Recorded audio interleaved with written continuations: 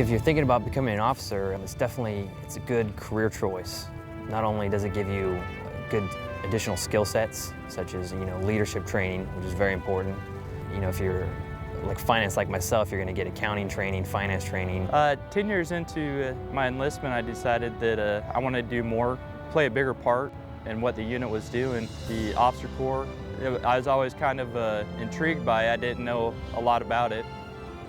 They have many jobs. They have to fly, but then they also have to manage the people. They have to do training. They have to do pay. They have to do personnel. We have many different hats that we wear. In the infantry, being an officer as a platoon leader, when I first joined and was commissioned, I was in charge of 40 guys. So, there's not many other branches where from your very beginning as an officer, you're in charge of such a large group and in charge of such a group of such motivated individuals.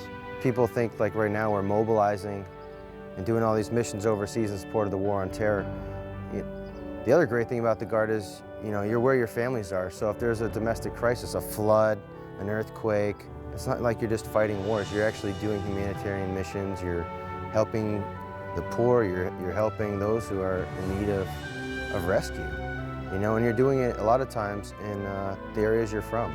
You're helping your neighbors. More state emergencies than I can count. Hurricanes, floods, fires. My unit went to New Orleans during Hurricane Katrina relief. There's all sorts of state emergencies.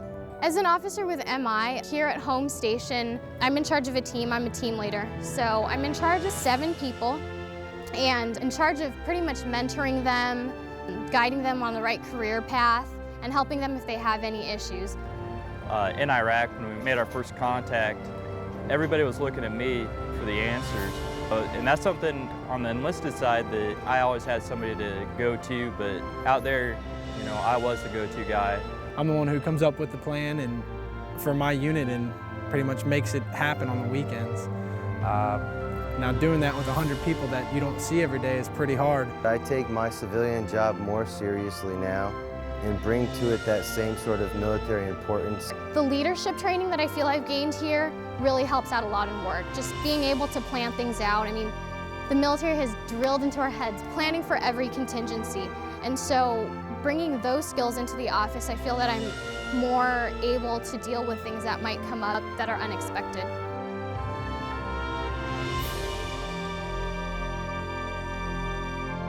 Basically, I fly as much as I can. I'm a front seater, which is the co-pilot gunner. My main job is to navigate and pick out targets and find targets and destroy targets. We rebuilt schools, bridges, and roads, medical clinics. That's the thing with being in the Corps of Engineers is you have a tangible product. When you're done, you've built something and it's there. MI is going to go in and figure out who's who in any given area. You're going to have to do basically population studies, area studies, develop targeting packages, figure out good times of day or good times of night to do this and that. They're going to have to find out patterns in the enemy's activities. Basically trying to put together all these little pieces to make these connections, be able to see that final big picture that you can then pass over to the commander who can say, aha, now I know what I need to do. Let's go and do it. Drove around looking for IEDs and blowing up IEDs. That's what I did for a year over there. I had 40 people under my command there. And like I said, we just drove around in the Anbar province and saved lives. We saved a lot of Marines. We saved a lot of Army.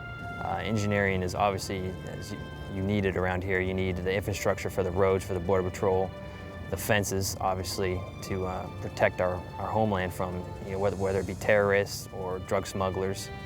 We're definitely a key to the Border Patrol. They're able to, diverse their assets more with our help down here.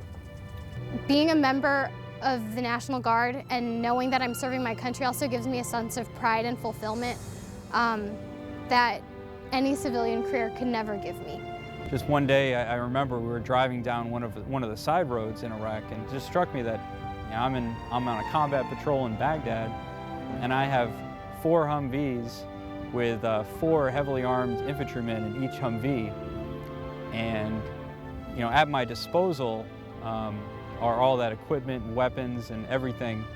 And if I tell them to go here, go there, to do this, do that, they would do it. So it's a pretty awesome feeling to think that you have that control, and you've earned the trust of your soldiers, where they're going to follow when you tell them to, when you basically lead. When you tell them to do something, they're going to follow.